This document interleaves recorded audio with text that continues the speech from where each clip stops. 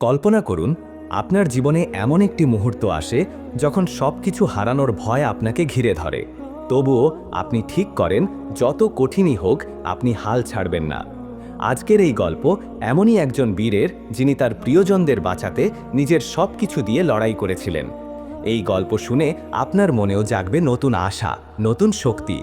তাই শেষ পর্যন্ত আমাদের সঙ্গে থাকুন আর এই গল্পের মজা নিন। নিষাদপুর নামের একটি কাল্পনিক রাজ্যে, যেখানে ফুলের বাগান, সবুজ পাহাড় আর নীল নদী মিলে এক অপরূপ দৃশ্য সৃষ্টি করত, হঠাৎ এক অন্ধকার ছায়া নেমে এলো। এক ভয়ানক মহামারী গোটা রাজ্যকে গ্রাস করল। গ্রামের প্রতিটি ঘরে, প্রতিটি পথে শুধুই অসুস্থতার কান্না আর হাহাকার। সুলতান আরমান, যিনি তার প্রজাদের প্রতি অগাধ ভালোবাসা আর দায়িত্ববোধের জন্য বিখ্যাত ছিলেন, এই দৃশ্য দেখে মন থেকে ভেঙে পড়লেন। রাজপ্রাসাদে বসে তিনি তার উপদেষ্টাদের সঙ্গে আলোচনায় বসলেন। তিনি বললেন, আমার প্রজারা কষ্টে আছে। আমাদের এত জ্ঞানী উপদেষ্টা, এত হাকিম থাকা সত্ত্বেও আমরা কেন এই রোগের কাছে হার মানছি? এর কি কোনো সমাধান নেই? প্রধান উপদেষ্টা শফিক দীর্ঘশ্বাস ফেলে বললেন, মহারাজ, এটা কোনো সাধারণ যুদ্ধ নয়। এ এক মহামারী।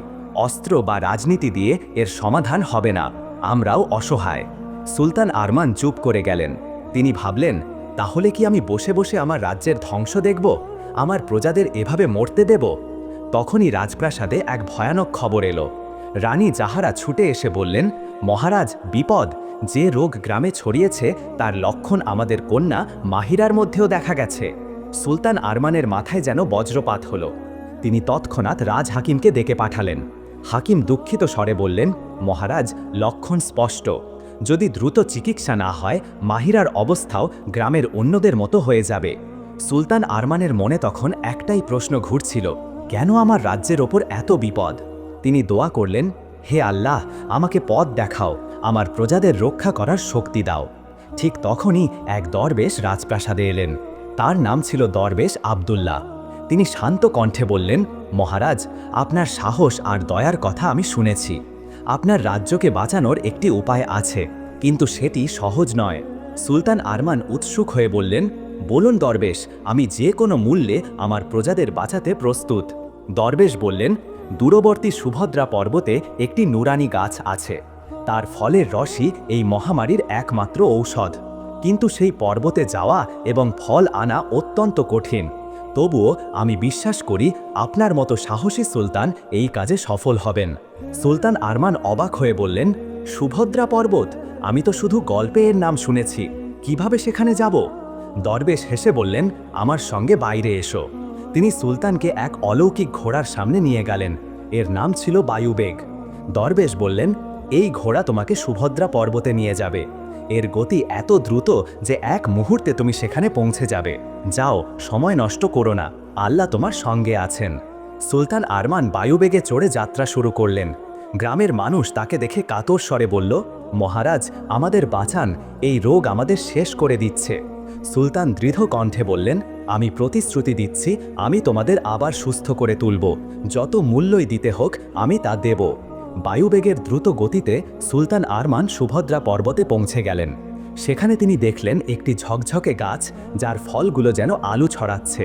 কিন্তু তিনি যেই ফলের কাছে এগোলেন, এক মায়াবী জিন প্রতিবন্ধকতা সৃষ্টি করল। তার নাম ছিল কালিল। সে গর্জন করে বলল, কে তুমি? কার নির্দেশে এই ফল নিতে এসেছ? সুলতান শান্তভাবে বললেন, আমি সুলতান আরমান, নিষাদপুর রাজ্যের সুলতান।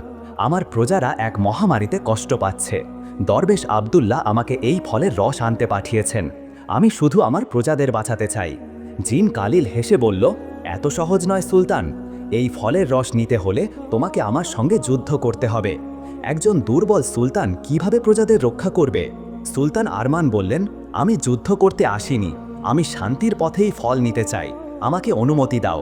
জিন কালিল তাচ্ছিল্য করে বলল, তুমি দুর্বল, তোমার মতো সুলতান এই ফলের যোগ্য নয়। সুলতান আরমানের ধৈর্যের বাঁধ ভাঙল। তিনি বললেন, আমার নম্রতাকে দুর্বলতা ভেবো না। তুমি যদি যুদ্ধ চাও তাহলে আমি প্রস্তুত।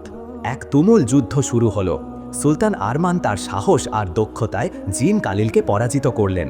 কিন্তু তিনি তাকে হত্যা করলেন না। তিনি বললেন, আমার লক্ষ্য ফলের রস নেওয়া, কাউকে হত্যা করা নয়। আমি আবার অনুরোধ করছি, আমাকে ফলের রস নিয়ে যেতে দাও। জিন কালিল অবাক হয়ে বলল, তোমার মধ্যে শক্তির সঙ্গে দয়াও আছে। তুমি প্রথমে শান্তির পথ বেছে নিয়েছ।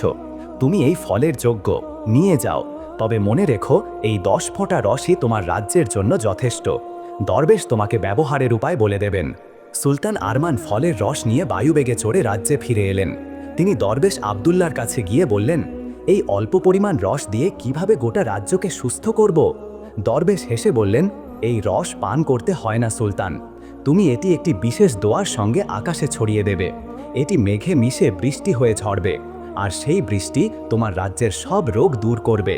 সুলতান আরমান তৎক্ষণাৎ সৈন্যদের নির্দেশ দিলেন, গ্রামে ঘোষণা করে দাও, সবাই যেন বাড়ির বাইরে এসে দাঁড়ায়।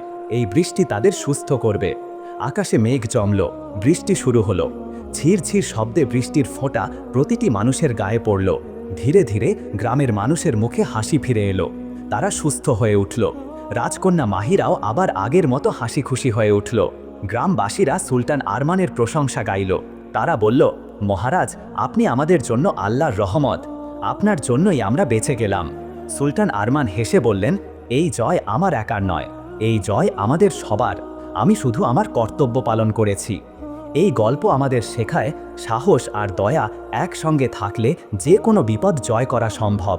আমাদের জীবনেও চ্যালেঞ্জ আসবে, কিন্তু ধৈর্য, নিষ্ঠা আর মানুষের প্রতি ভালোবাসা থাকলে আমরা সব কিছু অতিক্রম করতে পারি।